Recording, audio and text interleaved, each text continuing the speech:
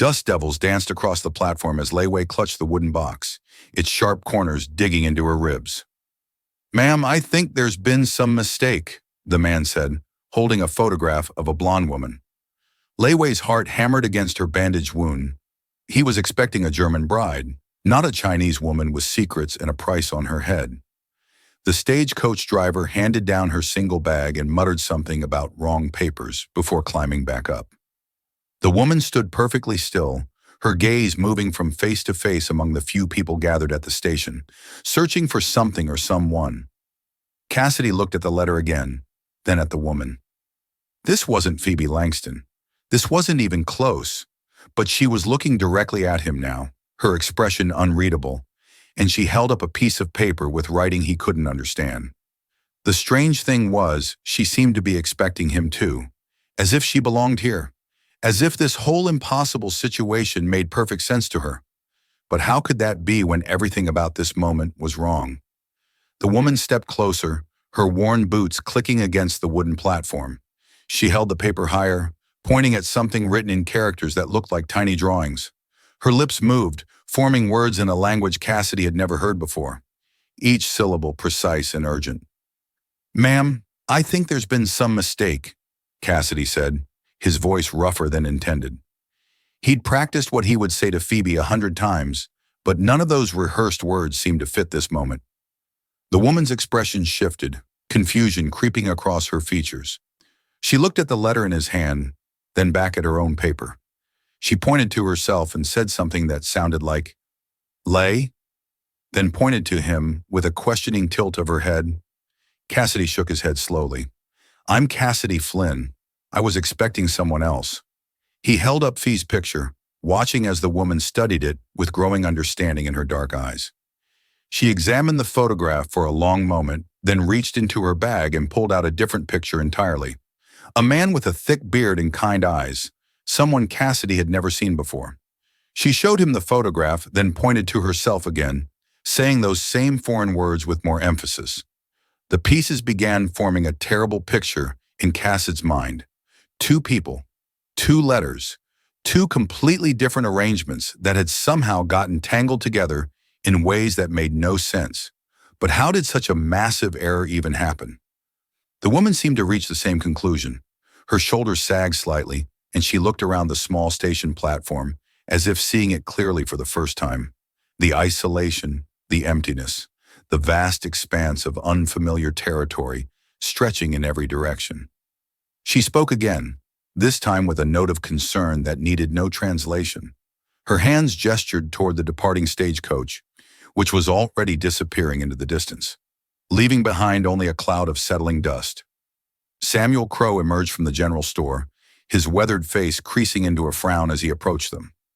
"Problem, Cassidy. This ain't the German girl you've been expecting for months." "No, it's not."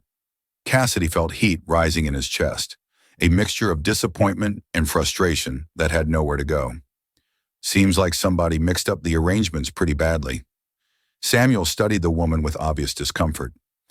"Well, she can't stay here. Next stage won't come through for 2 weeks." The woman understood enough of their tone to sense the problem. She clutched her wooden box tighter and took a step backward as if preparing to run. But there was nowhere to run to in this endless, unforgiving landscape. That's when Cassidy noticed something else troubling. The woman's dress was torn at the sleeve, and there was a dark stain on her bag that looked suspiciously like dried blood. The blood stain made everything different. Cassidy found himself stepping closer instead of backing away, his frustration replaced by something sharper and more immediate. The woman noticed his attention on her bag and instinctively shifted it behind her back, but not before he caught sight of more damage. "Ma'am," he said carefully, pointing to her torn sleeve. "Are you hurt?" She followed his gaze and touched the fabric gingerly, then shook her head with what seemed like practiced denial, but her movements were too careful, too controlled, like someone trying not to aggravate an injury. Samuel's expression darkened as he picked up on the same details. "Cassidy, maybe we should get Doc Miller to take a look at her." The woman's eyes went wide with alarm at the suggestion. She shook her head vigorously and backed toward the edge of the platform, clutching that wooden box against her chest like a shield. Whatever was inside it, She seemed more afraid of losing it than of bleeding. "Easy now," Cassidy said, raising his hands in a gesture he hoped looked peaceful. "Nobody's going to force anything on you." But the damage was already done. The woman's breathing had quickened, and she kept glancing toward the empty road, as if calculating her chances of surviving alone in the wilderness. Her desperation was becoming more obvious by the minute. Samuel lowered his voice. "Something ain't right about this whole situation. How does a Chinese woman end up with arrangements for a German bride? And where's your Phoebe?" That was the question Cassidy had been avoiding. If this woman was here instead of Phoebe, what had happened to the woman he'd been corresponding with for 8 months? The woman whose letters had gotten him through the loneliest winter of his life. The woman seemed to understand they were talking about her. She reached into her bag again and pulled out a bundle of letters tied with string. The writing on the outside was in English, but the address was wrong. Not Cassid's ranch, but somewhere called Pine Ridge Settlement, nearly 100 miles north. She pointed to the letters, then to herself, then in the direction the stagecoach had gone. Her meaning was becoming clear, even without words. She was supposed to be somewhere else entirely, meeting someone else entirely. "Pine Ridge," Samuel muttered. "That's where old Henrik Larson lives. Been trying to get himself a wife for near on 5 years." The woman nodded eagerly at the name Henrik, recognizing it immediately.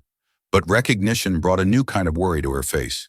She looked at the position of the sun, then at the empty road, and said something in her own language that sounded like a prayer. Whatever had happened during her journey, whatever had caused that blood on her belongings, she was running out of time to fix it.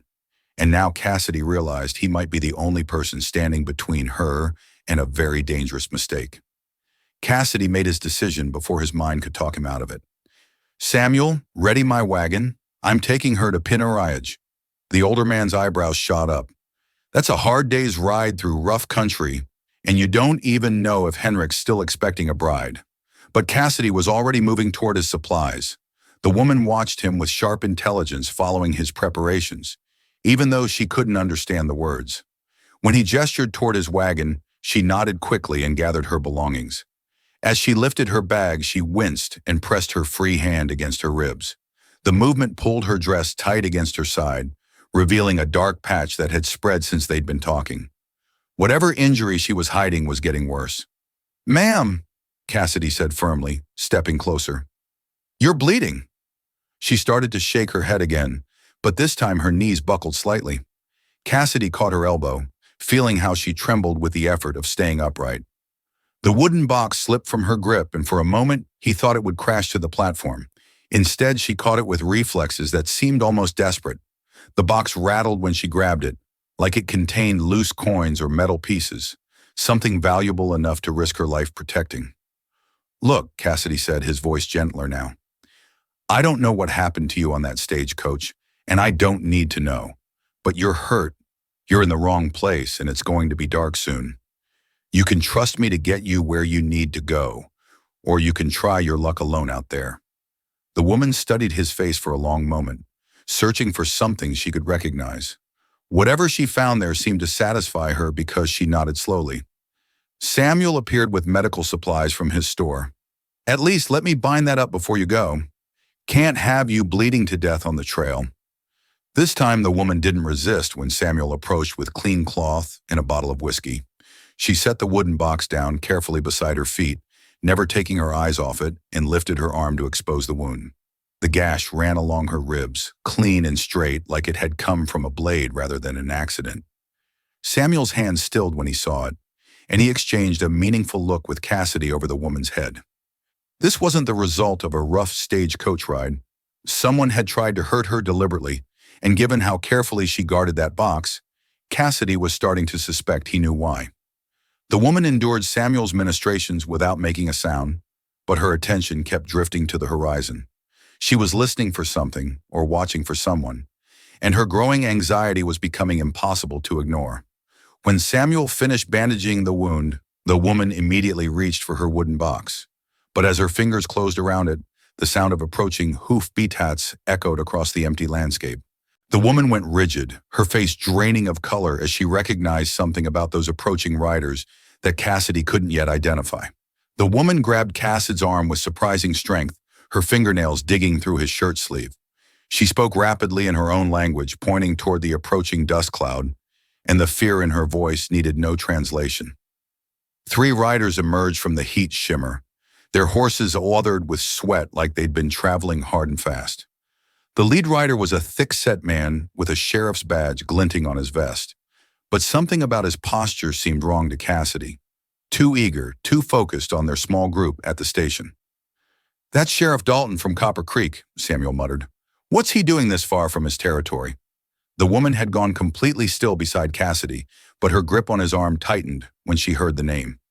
Somehow, she knew exactly who was coming for her. Sheriff Dalton dismounted while his 2 deputies flanked the platform. His smile was too wide as he approached, the kind of expression that didn't reach a man's eyes. "Afternoon, folks.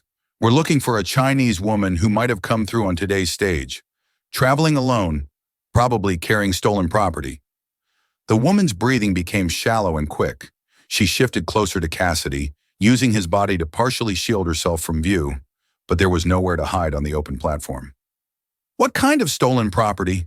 Cassidy asked, keeping his voice level despite the tension coiling in his chest. "Gold coins from a robbery over in Millerville. About $3,000 worth taken from the bank 2 days ago." Dalton's gaze moved past Cassidy to focus on the woman. The banker's description matches this lady exactly. But something was wrong with the story. If she'd robbed a bank 2 days ago in Millerville, how had she ended up on a stagecoach bound for Pine Ridge with letters addressed to Henrik Larson? The timeline didn't make sense. The woman seemed to understand enough of what was being said to know she was being accused. She shook her head vigorously and held up the bundle of letters, trying to show them her legitimate reason for being there. Dalton barely glanced at the correspondence. Those could be forged easy enough. "What I'm interested in is what's in that box she's been guarding so careful." The woman clutched the wooden container against her chest and took a step backward. For the first time since she'd arrived, she looked directly at Cassidy with something like trust in her dark eyes. She said a single word in English, heavily accented but unmistakable. "Please." Cassidy found himself stepping between her and the sheriff without conscious thought. "You got a warrant for searching her belongings, Sheriff?" "Don't need one for stolen property in plain sight." Dalton's hand drifted toward his gun. "Step aside, Flynn. This doesn't concern you, but it did concern him now in ways he couldn't fully understand." Something about Dalton's story felt rehearsed, like he'd practiced it during the hard ride from Copper Creek, and the woman's obvious terror seemed less about being caught and more about being found. The sheriff's deputies spread out slightly, their hands resting on their weapons. Whatever was about to happen, they'd clearly done this before. That's when Cassidy noticed the fresh scratches on Dalton's knuckles and the small tear in his vest that looked suspiciously like it had come from fingernails. The scratches on Dalton's hands told a story that contradicted everything he just said. Fresh wounds from fingernails. The kind of person got when someone fought back desperately. Cassidy's gaze moved to the woman's hands, noting the broken nails and scraped knuckles that matched perfectly. "Funny thing about bank robberies," Cassidy said, his voice carrying farther than intended. "Usually there's witnesses' descriptions, maybe even a wanted poster, but I haven't seen any notices about a Chinese woman robbing banks." Dalton's jaw tightened. "Information travels slow out here. The notices probably haven't reached this far yet, or maybe there never was a robbery." Cassidy kept his hand near his gun, watching as the 2 deputies positioned themselves for a crossfire. "Maybe you just want what's in that box, and you figure nobody's going to question a sheriff's word against a foreign woman who can't speak English." The woman seemed to understand the tension, even without following the words. She pressed the wooden box tighter against her chest and whispered something that sounded like a prayer in her native language. Samuel had gone quiet behind the counter of his store, but Cassidy caught the soft click of a rifle being readied. The old shopkeeper might not understand everything happening, but he recognized corruption when he saw it. "Last warning, Flynn," Dalton said, his hand now openly resting on his gun butt. "Hand over the woman and whatever she's carrying, or this gets complicated for everyone." "It's already complicated." Cassidy shifted his weight, preparing for what seemed inevitable. "Because I'm thinking you're the one who gave her that knife wound. I'm thinking you tried to take whatever she's got, and she fought back harder than you expected. The woman's eyes widened as she followed enough of the conversation to understand that Cassidy was defending her. She looked between him and the sheriff, then did something unexpected. She opened the wooden box just enough for Cassidy to see inside. Gold coins gleamed in the afternoon sunlight, but not loose like stolen money would be. These were arranged in neat rows wrapped in silk cloth with Chinese characters written on small paper tags. Family savings, not bank loot. Money saved over years. Probably everything she owned in the world. Her doughy, Cassidy said, understanding flooding through him. That's not stolen money. That's her marriage portion for Henrik Larsson. Dalton's expression shifted from confident to desperate. He'd revealed too much, shown his hand too clearly. Now his only options were to take what he wanted by force or retreat empty-handed. The sheriff made his choice by drawing his gun. But before anyone could react, the woman did something that surprised everyone.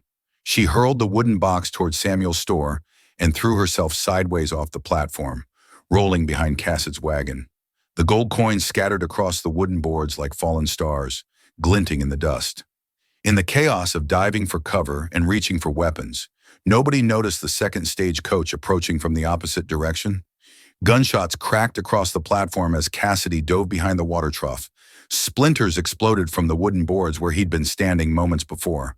The woman had made herself small behind his wagon wheel, her dark eyes tracking the movements of Dalton's deputies as they sought better positions.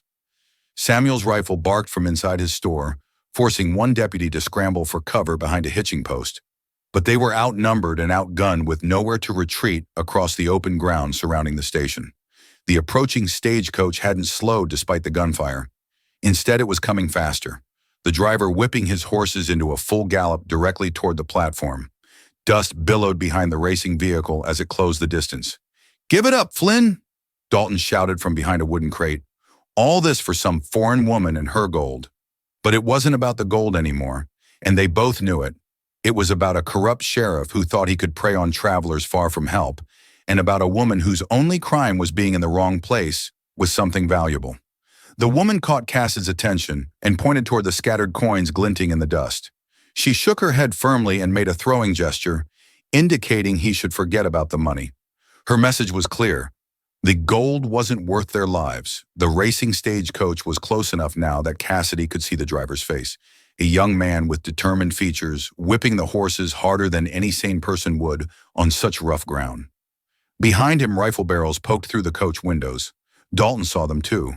His confidence wavered as he realized the odds were about to shift dramatically against him. "Mount up," he yelled to his deputies. "We're leaving." But the woman had other plans. While everyone's attention was focused on the approaching coach, she darted out from behind the wagon and began gathering her scattered coins with remarkable speed. Her movements were precise and economical, like someone who'd had to pack quickly under dangerous circumstances before. "Stay down," Cassidy called to her, but she continued collecting her savings with single-minded determination. A bullet winded past her shoulder, close enough to tear her already damaged dress. The stagecoach thundered onto the platform with a crash that shook the entire structure. Armed men poured out before it had fully stopped, their weapons trained on Dalton and his deputies. These weren't lawmen or drifters.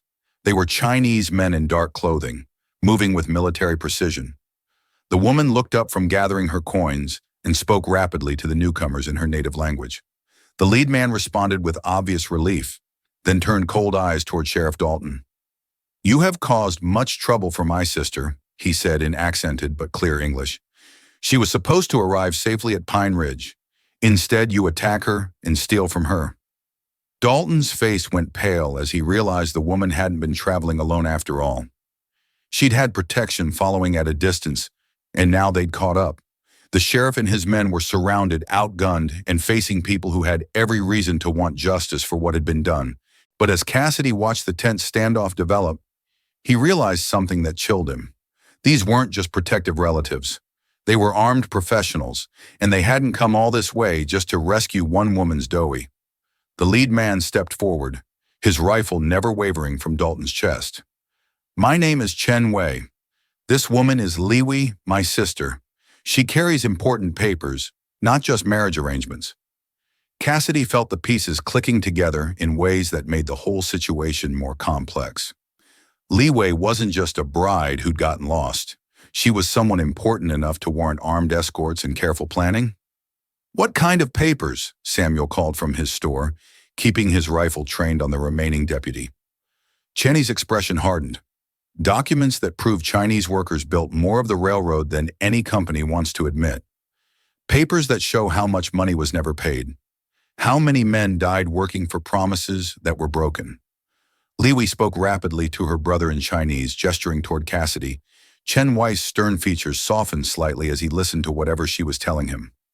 "My sister says you protected her when you had no reason to help a stranger," Chen Wei said to Cassidy. "She says you were willing to risk your life for her doughy, even though you thought she was the wrong woman." "She is the wrong woman," Cassidy replied, still crouched behind the water trough. "But that doesn't mean she deserved what this corrupt sheriff tried to do to her." Dalton had been listening to the exchange with growing desperation. Now he made one last attempt to salvage the situation. "You're all making a mistake. I'm a sworn lawman, and these people are criminals carrying stolen goods." "Then you won't mind if we take you back to Copper Creek and let your own townspeople decide," Cheney said calmly. "We can show them the knife you used on my sister. Compare it to her wound. We can let them examine these papers you claim are stolen." The color drained completely from Dalton's face. Going back to face questions with evidence against him was the last thing he wanted. His hand tightened on his gun, but he was surrounded by men who clearly knew how to use their weapons. Li Wei finished gathering her scattered coins and carefully placed them back in the wooden box. She approached Cassidy slowly, her movements careful due to her injury, and held out her hand to help him up from behind the trough. "Thank you," she said in heavily accented English. The words obviously difficult for her, but sincere. Standing this close, Cassidy could see the intelligence in her dark eyes, the strength that had carried her through whatever danger she'd faced on her journey. She wasn't the German bride he'd been expecting, but she was remarkable in ways he was only beginning to understand. "What happens now?" he asked Chen Wei. "Does she still go to Pinage to marry Henrik Larsen?" Li Wei and her brother exchanged a long look, filled with unspoken communication. When Chen Wei finally answered, his response changed everything Cassidy thought he knew about the situation. "There is no Henrik Larsen," Chen Wei said quietly. "That was a name we invented, an address we created to give my sister a reason to travel this route safely." Cassidy stared at him. "Then why is she here?" "To meet with railroad supervisors in Denver. She speaks 5 languages and keeps records better than any man they've hired." The marriage arrangement was protection, a way to travel without suspicion. Cheney glanced at his sister with obvious pride. "She's here to make sure Chinese workers get the wages they were promised." Li Wei nodded and spoke in careful English. "I have numbers, names, truth about who built railroad." The deception was brilliant in its simplicity. A Chinese woman traveling alone would face constant danger and suspicion, but a bride going to meet her intended husband would be left alone, considered harmless. Dalton made his move during the revelation, lunging for his horse while everyone's attention was focused on the conversation. But Samuel's rifle cracked from the store window, and the sheriff crashed to the ground with a bullet through his leg. "That's for trying to rob a woman under my roof," Samuel called out. Chen Wei's men quickly subdued the remaining deputies. They would all be taken back to face justice, but Dalton's career as a corrupt lawman was finished. "What happens now?" Cassidy asked Li Wei directly. She looked at him for a long moment, then spoke to her brother in Chinese. Cheney translated with something that might have been amusement in his voice. "She says the original plan was to continue to Denver after the meeting at Pine Ridge, but plans can change when you find something unexpected." Li Wei stepped closer to Cassidy, close enough that he could smell the scent of jasmine in her dark hair, despite everything they'd been through. "You help me when you think I am wrong person," she said slowly. "That tells me who you are inside. And what did it tell you? That maybe I find right person in wrong place?" Cassidy felt something shift in his chest, a recognition that had nothing to do with letters or arrangements or expectations. This woman had faced danger with courage, protected what mattered to her, and shown more strength in one afternoon than some people displayed in a lifetime. "Would you consider staying?" he asked. "At least long enough to let that wound heal properly." Li Wei's smile was small but genuine. "I think maybe I stay longer than that." Cheney gathered his men and prepared to escort Dalton and his deputies to justice. Before leaving, he approached Cassidy with Leewee's wooden box. "Keep this safe for her," he said. "She has chosen to trust you with something more valuable than gold." As the dust settled and the afternoon sun began its descent toward the horizon, Cassidy realized that sometimes getting the wrong thing delivered to your door turned out to be exactly what you needed. The loneliness that had driven him to seek a mail-order bride had vanished completely. In its place was something real, unexpected, and infinitely more valuable than any arrangement could have provided. If you enjoyed this story, click the video on your screen now to watch another unforgettable tale where destiny and courage collide in ways you never expected. Don't forget to subscribe and consider a super chat to help us keep bringing you more stories like these. Your support means everything to us.